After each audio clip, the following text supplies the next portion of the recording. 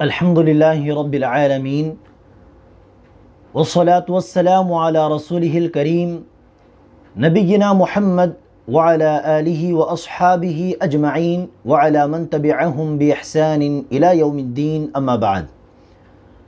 محترم حضرات اور خواتین، آج ہم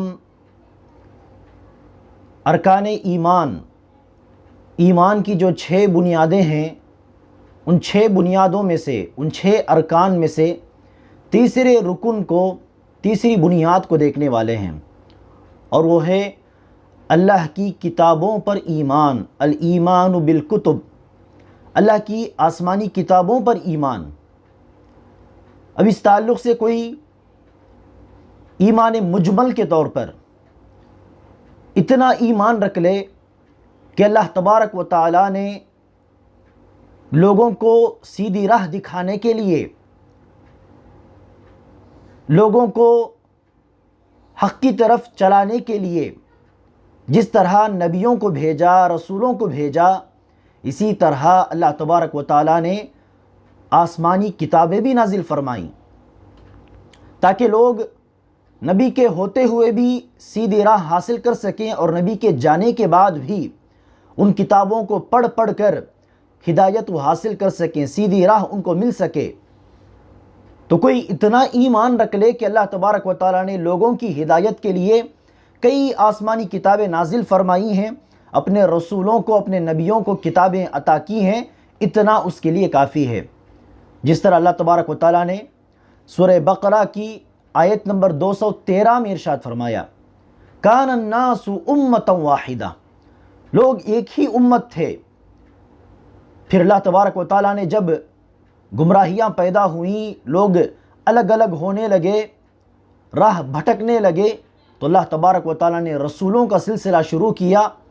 فبعث اللہ النبیین مبشرین ومنذرین، اللہ تبارک و تعالیٰ نے نبیوں کو، رسولوں کو آگاہ کرنے والا، ڈرانے والا اور خوشخبری دینے والا بنا کر بھیجا، اور ان نبیوں کو اللہ تبارک و تعالیٰ نے کتابیں بھی عطا کیں۔ تو سورہ بقرہ کی آیت نمبر 213 میں اللہ یہ ارشاد فرماتا ہے، اور اسی طرح سورہ حدید کی آیت نمبر 25 میں اللہ نے ارشاد فرمایا، لقد ارسلنا رسولنا بالبینات وانزلنا معهم الکتاب، کہ ہم نے رسولوں کو واضح نشانیوں کے ساتھ بھیجا، اور اسی طرح ان کے ساتھ ہم نے کتاب بھی نازل کیا۔ تو اللہ تبارک و تعالیٰ نے ہدایت کے لیے، لوگوں کی رہنمائی کے لیے کتابیں نازل کی، اتنا کوئی ایمان رکھ لے اس کے لیے کافی ہے۔ لیکن اس سے آگے بڑھ کر جب کبھی قرآن و حدیث کی روشنی میں ان کتابوں کے تعلق سے کوئی نئی بات ہم کو معلوم ہوگی، اس پر بھی ایمان رکھنا ہم پر ضروری ہے، واجب ہے۔ تو ان مزید باتوں میں سے ایک بات یہ ہے کہ اللہ تبارک و تعالیٰ نے موسیٰ علیہ السلام کو جو کتاب عطا کی، اس کا نام ہے تورات۔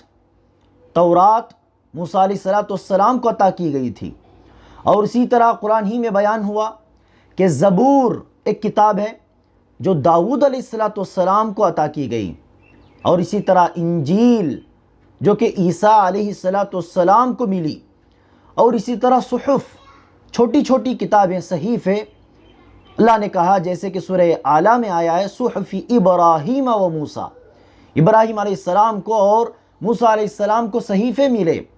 تو یہ مزید باتیں ہیں جو دوسری کتابوں کے تعلق سے ہم دیکھتے ہیں، اور اسی طرح آخری کتابوں کا یہ آخری سلسلہ، آخری کڑی ہے قرآن، جو کہ ہمارے پیغمبر محمد صلی اللہ علیہ وسلم کو عطا کی گئی۔ اب ہم قرآن کے علاوہ جو دیگر آسمانی کتابیں ہیں، ان کے تعلق سے مزید چند باتیں ہم دیکھیں گے۔ سب سے پہلی بات، گرچہ موسیٰ علیہ السلام کی وہ کتاب تورات اللہ کی عطا کردہ کتاب تھی، زبور اللہ کی کتاب تھی، انجیل اللہ تبارک و تعالیٰ نے نازل کی، لیکن ان قوم کے لوگوں نے، جن لوگوں کو یہ کتابیں عطا کی گئی تھیں، اپنے نبی کے ساتھ، اپنی قوم کے ساتھ غداری کی، خیانت کی، اور اللہ تبارک و تعالیٰ کی کتاب میں رد و بدل کر دیا دنیا کے فائدے کے لیے۔ جو بڑے لوگ تھے، ان کے علماء تھے، انہوں نے اپنی قوم کے ساتھ، اللہ کی کتاب کے ساتھ، اللہ کے ساتھ، نبی کے ساتھ غداری کا معاملہ کیا اور اپنی کتابوں میں رد و بدل کر دیا، جسے ہم تحریف کہتے ہیں، بدل دینا۔ جیسے کہ اللہ تبارک و تعالیٰ نے سورہ بقرہ کی آیت نمبر 70 پر 9 میں ارشاد فرمایا، فَوَيْلٌ لِّلَّذِينَ يَكْتُبُونَ الْكِتَابَ بِأَيْدِيهِمْ ثُمَّ يَقُولُونَ هَذَا مِنْ عِنْدِ اللَّهِ لِيَشْتَرُوا بِهِ ثَمَنًا قَلِيلًا فَوَيْلٌ لَّهُم مِّمَّا كَتَبَتْ أَيْدِيهِمْ وَوَيْلٌ لَّهُم مِّمَّا يَكْسِبُونَ۔ بربادی ہو ان لوگوں کے لیے، تباہ و بربادی، جو کہ اپنے ہاتھوں سے چند باتیں لکھ لیتے ہیں اور کہنے لگتے ہیں کہ یہ اللہ تبارک و تعالیٰ کے الفاظ ہیں، یہ اللہ تبارک و تعالیٰ کا کلام ہے۔ خود انہوں نے اپنی جانب سے لکھ لیا، گھڑ لیا، اور اس کے بعد یہ کہنے لگے لوگوں کے سامنے کہ اللہ کے الفاظ ہیں، اللہ کی کتاب کا حصہ ہے۔ کیوں اس طرح کیا؟ تاکہ دنیا ان کو ملے، دنیا کا کچھ فائدہ حاصل ہو جائے۔ دنیا کے فائدے کے لیے اللہ کی کتاب کو بدل دینے والے بدبخت لوگ ہیں یہ۔ پھر اللہ نے کہا بربادی ہو ان لوگوں کے لیے جنہوں نے اپنے ہاتھوں سے رد و بدل کر دیا، بربادی ہو ان لوگوں کے لیے جو کچھ انہوں نے کیا اس کی وجہ سے۔ تو اس طرح اللہ تبارک و تعالیٰ نے ان لوگوں پر لعنت کی۔ اسی کا واضح تذکرہ سورہ نساء کی آیت نمبر 40 پر 6 میں ہم دیکھتے ہیں، من الذین ہادوا یحرفون الکلم عن مواضعہ۔ خاص طور پر یہودیوں کے تعلق سے اللہ نے کہا کہ ان یہودیوں نے اللہ کی کتاب سے ان الفاظ کو ان کی جگہوں سے اٹھا دیا۔ کئی جگہوں سے اللہ تبارک و تعالیٰ کے الفاظ کو اٹھا دیا اور وہاں اپنے الفاظ رکھ دیے، اللہ کی آیتوں کو نکال دیا، وہاں اپنی باتیں داخل کر دیے۔ تو اس طرح ان لوگوں نے اپنی کتاب کی حفاظت کرنے کے بجائے خود اپنے ہاتھوں سے اپنی آسمانی کتاب کے اندر رد و بدل کر دیا، تحریف کر دیا۔ اب دیکھیے تحریف کی دو قسمیں ہیں، ایک ہے لفظ کو بدل دینا، پوری آیت کو بدل دینا، وہاں اپنے الفاظ داخل کر دینا، یہ بھی ایک تحریف ہے، یہ بھی ایک رد و بدل ہے۔ تحریف کی ایک دوسری قسم ہے تحریف معنوی۔ تحریف معنوی کا مطلب کیا ہے؟ الفاظ کو تو نہیں بدلا، لیکن اس لفظ کا کیا معنی ہے، کیا مطلب ہے، اس کی کیا تشریح ہے، اس کو بدل دینا، غلط تشریح لوگوں کے سامنے بیان کرنا۔ تو یہ بھی انہوں نے کیا، الفاظ کو بھی بدلا جسے تحریف لفظی کہتے ہیں، اور اسی طرح اللہ کی آیتوں کے معنی اور مطلب کو بھی بدل دیا جس کو تحریف معنوی کہتے ہیں۔ دو قسم کی تحریف بھی ان پرانی کتابوں میں، آسمانی کتاب میں ہوئی ہے، یہاں تک کہ صورتحال یہ ہو جاتی ہے کہ اللہ کی کسی آیت کا صحیح مطلب کیا ہے، صحیح تشریح کیا ہے، کسی کو نہیں معلوم ہوتا، ایسے ہی اس کو چھپا دیا جاتا ہے، یہاں تک کہ وہ صحیح مطلب لوگ بھول جاتے ہیں۔ تو اس قسم کی تحریف ان کتابوں میں ہوئی۔ اسی تحریف کی وجہ سے ہم دیکھتے ہیں کہ آج جو آسمانی کتاب کے نام پر ان لوگوں کے پاس تورات ہو، انجیل ہو، ان کے ہاتھوں میں ہے، ایسی نعوذ باللہ باتیں اس کے اندر موجود ہیں۔ اللہ تبارک و تعالیٰ کے ساتھ کھلا شرک ان کتابوں میں موجود ہے۔ کیا یہ اللہ تبارک و تعالیٰ کے الفاظ ہو سکتے ہیں؟ ان کتابوں کے اندر کھلے طور پر انبیاء کے ساتھ، انبیاء کی شان میں ایسی گستاخی کی گئی کہ نبیوں پر شراب پینے کی تہمتیں لگائی گئیں، نبیوں پر اپنی بچیوں کے ساتھ زنا کرنے کی تہمتیں لگائی گئیں۔ کیا یہ اللہ تبارک و تعالیٰ کے الفاظ ہو سکتے ہیں؟ کیا اللہ تبارک و تعالیٰ کی نازل کردہ آیتیں ہو سکتی ہیں؟ ہرگز نہیں، یہ ان لوگوں نے اپنی طرف سے گھڑ لیا۔ نبیوں پر شراب کی تہمت، شراب پینے کی تہمت، نبیوں پر زنا کرنے کی تہمت لگا دی، تو اس کے بعد کیا بچا؟ اس کے بعد یہ کھلے عام کیا کر سکتے ہیں؟ ان تمام برائیوں میں پڑھ سکتے ہیں اور کہہ سکتے ہیں کہ دیکھو ہماری کتاب میں موجود ہے، نبیوں نے ایسی غلطیاں کی، تو ہم کہاں کے؟ تو ہم سے بھی ایسی غلطیاں ہوتی رہیں گی۔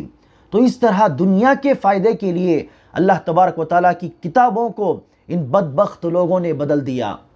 لیکن ہاں، ان کتابوں میں تحریف ضرور ہوئی ہے، لیکن اللہ تبارک و تعالیٰ کی چند باتیں آج بھی ان کتابوں کے اندر موجود ہیں، لیکن مسئلہ یہ ہے کہ ان آیتوں کو، اللہ کی آیتوں کو اور ان لوگوں نے جو لکھ لیا ان چیزوں کو الگ کرنا بہت مشکل ہے، بلکہ ناممکن ہے۔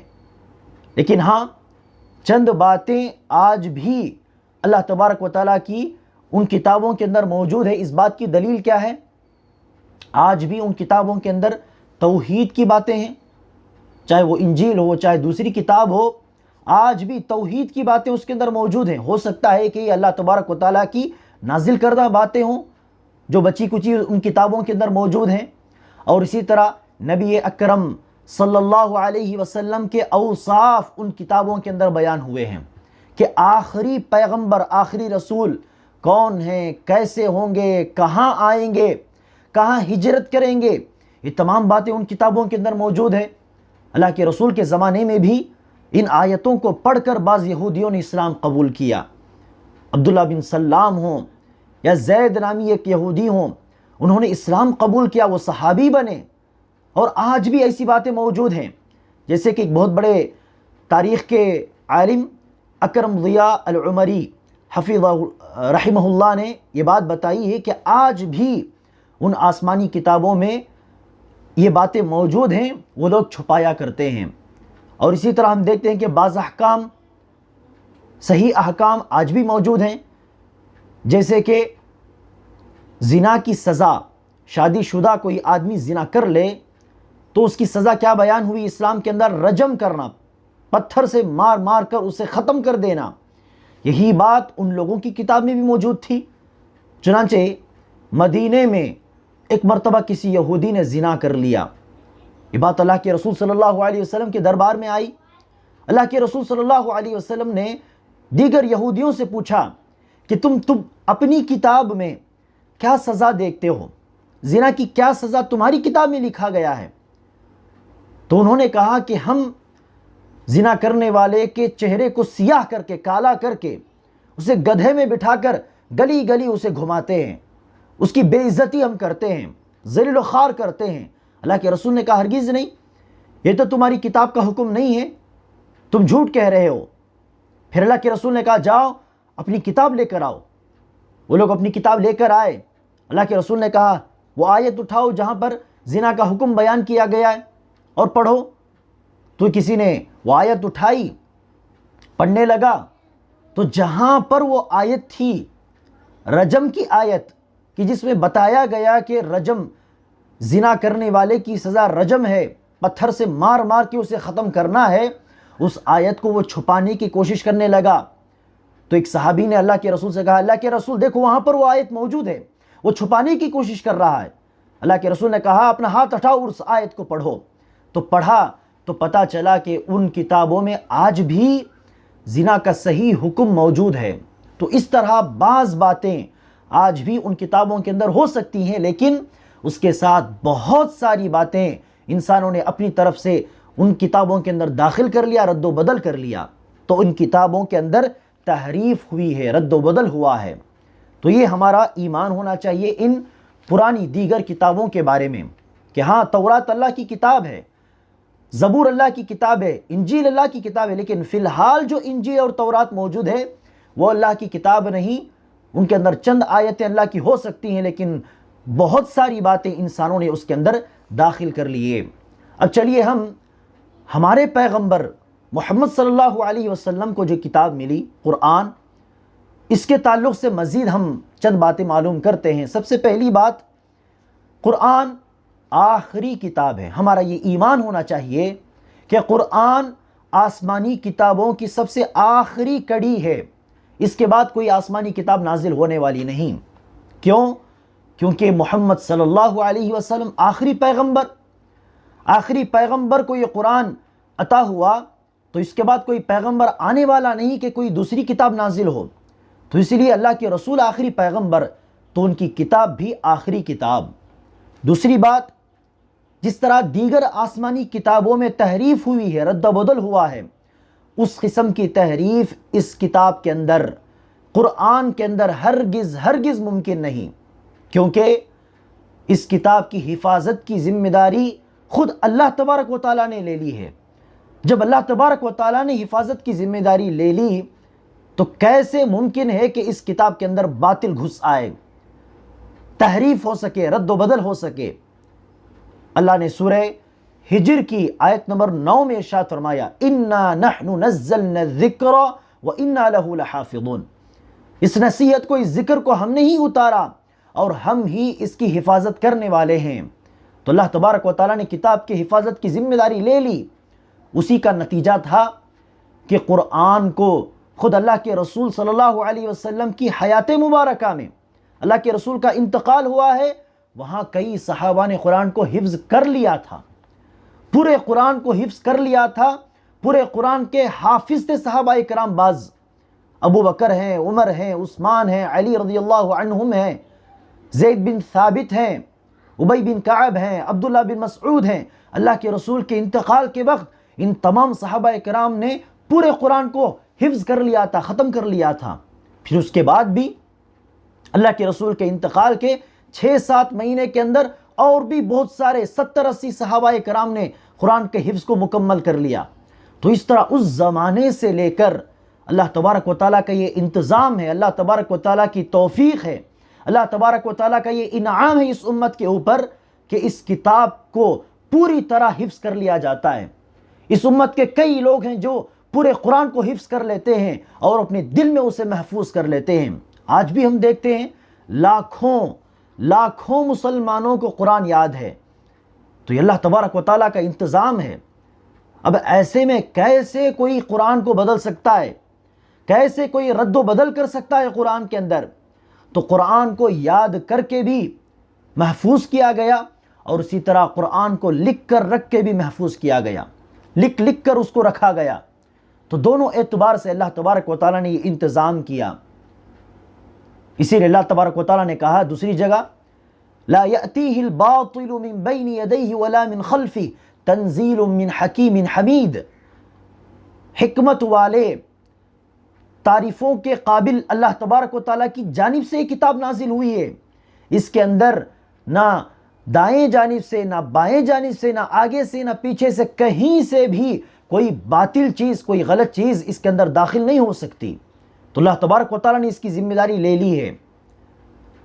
لیکن ہاں، تحریف معنوی، لفظ کو بدلا نہیں جا سکتا قرآن کے اندر، لیکن کئی لوگ ہیں جو اسلام کے نام پر غلط بیانی کرتے ہیں، قرآن کی آیتیں پڑھتے ہیں، غلط تفسیر بیان کرتے ہیں، اللہ کی کلام کو پڑھتے ہیں اور غلط مطلب بیان کرتے ہیں لوگوں کے سامنے۔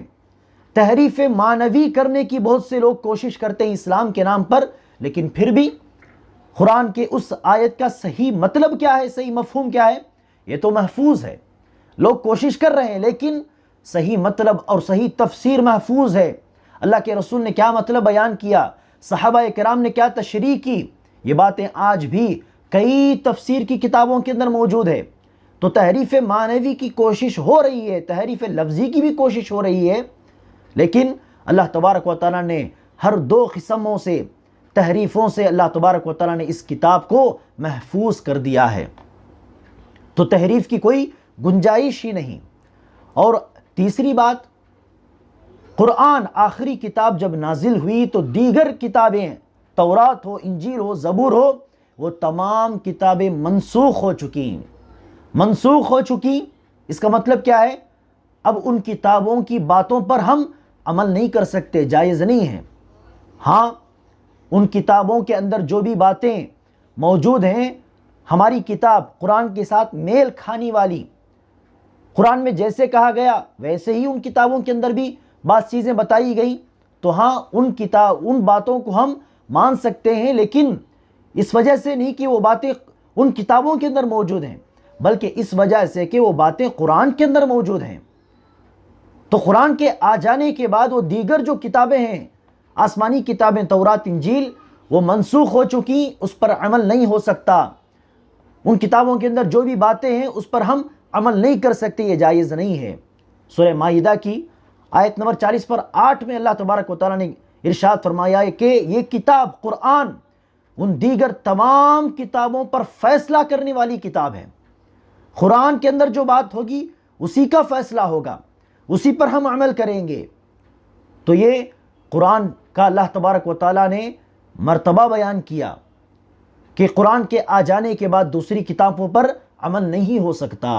اور اسی طرح چوتھی بات، قرآن کے آ جانے کے بعد دیگر کتابوں کو پڑھنا بھی جائز نہیں، عمل کرنا دور کی بات، ان کتابوں کو اٹھا کر پڑھنا بھی جائز نہیں ہے۔ کوئی ہے بہت بڑا عالم جو اپنے عقیدے میں، اسلام کے عقیدے میں بہت مضبوط ہے، پختہ ہے، پھر اس کے بعد دوسرے قوم کے لوگوں کو قرآن کی سچائی کی طرف دعوت دینے کے لیے وہ ان کتابوں کو پڑھتا ہے تاکہ ان کتابوں کی غلطیاں اٹھا کر بتایا جائے کہ دیکھو ان کتابوں کے اندر شرک بتایا گیا ہے، کیا یہ اللہ تبارک و تعالیٰ کا کلام ہو سکتا ہے؟ دیکھو ان کتابوں کے اندر کیسے نبیوں کے بارے میں، رسولوں کے بارے میں کیسی باتیں بتائی گئی ہیں، کیا یہ اللہ تبارک و تعالیٰ کا کلام ہو سکتا ہے؟ تو اس طرح سوال پوچھنے کے لیے، ان لوگوں کو اسلام کی طرف بلانے کے لیے ہو سکتا ہے کہ بہت بڑے عالم ان کتابوں کا مطالعہ کریں، غلطیوں کو نکالیں، دعوت اللہ کے لیے۔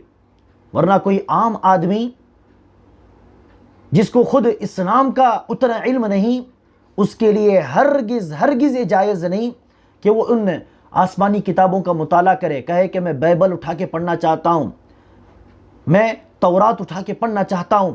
جائز نہیں ہے، حرام ہے۔ اللہ کے رسول صلی اللہ علیہ وسلم نے ایک مرتبہ دیکھا کہ عمر بن خطاب رضی اللہ عنہ، تورات کی چند آیتیں ان کو ملی، چمڑے میں یا درخت کی چھال میں وہ آیتیں لکھی گئی تھیں، چند آیتیں تورات کی، کہیں سے ان کے ہاتھ لگ گئی تو پڑھنے لگے اور کہنے لگے کہ اس میں بھی اچھی باتیں بتائی گئی ہیں۔ اللہ کے رسول صلی اللہ علیہ وسلم کا چہرہ سرخ ہونے لگا، غصہ ہونے لگے۔ صحابہ اکرام نے کہا، اے عمر، کیا آپ نے اللہ کے رسول کو نہیں دیکھا کہ اللہ کے رسول غصہ ہو رہے ہیں آپ کی اس حرکت پر؟ حضرت عمر رضی اللہ عنہ نے اپنے چہرہ اٹھا کر دیکھا، نگاہ اٹھا کر دیکھی، اللہ کے رسول غصے میں کھڑے ہوئے ہیں۔ فوراً عمر رضی اللہ عنہ نے اپنے ایمان کی تجدید کرتے ہوئے ارشاد فرمایا، رضیت باللہ ربا وبالاسلام دینا وبمحمد نبیا، میں اللہ تبارک و تعالیٰ کو بطور رب میں نے تسلیم کر لیا، محمد صلی اللہ علیہ وسلم کو نبی کے طور پر میں نے مان لیا، اور اس اسلام کو، اس دین کو میں نے اپنے دین کے طور پر میں نے تسلیم کر لیا۔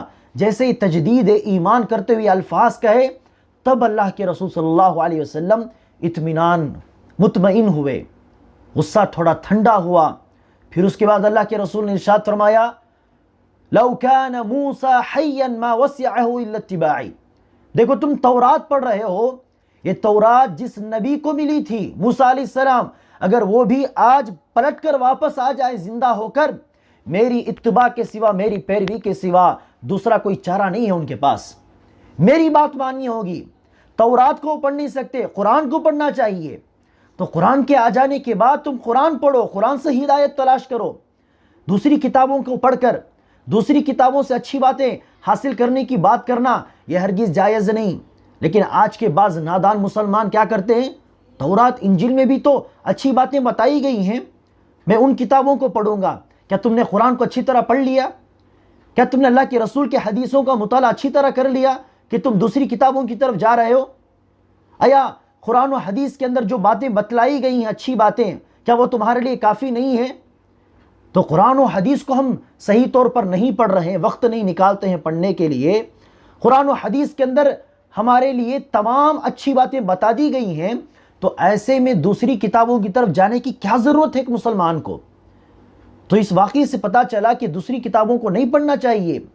ہاں، دعوتی کام کے لیے پہلے قرآن و حدیث کے عقیدے میں کوئی پختہ ہو جائے، پھر اس کے بعد غلطیوں کو نکال کر بتانے کے لیے کوئی پڑھے تو الحمدللہ جائز ہے، لیکن کسی عام مسلمان کے لیے دوسری کتابوں کا مطالعہ ہرگز جائز نہیں۔ اور اسی طرح محترم حضرات اور خواتین، قرآن کے تعلق سے ہمارا یہ ایمان ہو کہ قرآن ہر زمانے کے لیے، جب یہ نازل ہوا آج سے 1400 سال پہلے، اس زمانے سے لے کر قیامت تک ہر زمانے کے لیے، ہر قوم، ہر بستی، ہر دیش کے لیے قرآن کے احکام ہی مناسب ہیں، بلکہ قرآن کے احکام ہی میں لوگوں کی بھلائی اور خیر ہے۔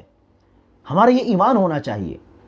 اگر کسی مسلمان نے یہ سوچا کہ اس زمانے میں یہ حکم نازل ہوا تھا آج سے 1400 سال پہلے، لیکن آج کے ماحول میں قرآن کا یہ حکم فٹ نہیں ہوتا، مناسب نہیں ہے، یہ عرب کے لوگوں پر نازل ہوا تھا، آج کے ماڈرن زندگی میں، ماڈرن ٹیکنالوجی کے ترقی یافتہ دور میں یہ امریکہ جیسے اور دیگر کئی ممالک میں قرآن کے احکام سیٹ نہیں ہوتے، فٹ نہیں ہوتے۔ اگر کسی نے اس قسم کی بات کی تو وہ اسلام سے باہر نکل جائے گا، اس کا قرآن پر ایمان نہیں جیسے ہونا چاہیے، وہ اسلام کو چھوڑ کر باہر نکل جائے گا، کافر بن جائے گا۔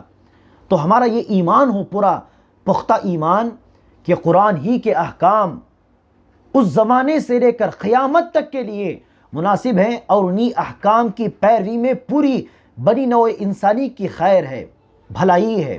تو یہ ہمارا ایمان ہو، قرآن کے احکام ہی ہمارے لیے افضل ہیں، قرآن کے احکام ہی تمام کے لیے صحیح ہیں، یہ ہمارا ایمان ہو۔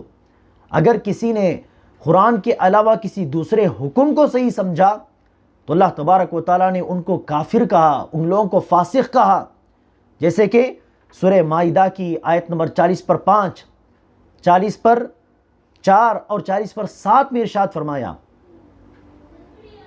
تو محترم حضرات، ہمارا قرآن پر پورا یقین ہو کہ قرآن ہی تا قیامت تک کے لیے اللہ تبارک و تعالیٰ کی نازل کردہ کتاب ہے اور زندگی کا دستور ہے۔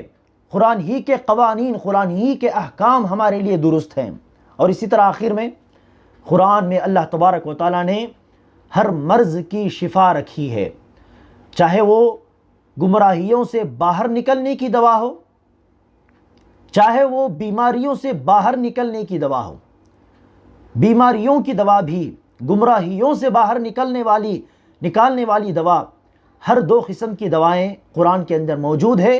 قرآن ہی ہر درد کا مداوا ہے، یہ ہمارا ایمان ہونا چاہیے۔ اللہ تبارک و تعالیٰ سے دعا ہے کہ اللہ تبارک و تعالیٰ ہم تمام کو قرآن کو جیسے ماننا چاہیے اس اعتبار سے اس پر ایمان رکھنے کی توفیق عطا فرمائے، آمین۔ السلام علیکم ورحمۃ اللہ وبرکاتہ۔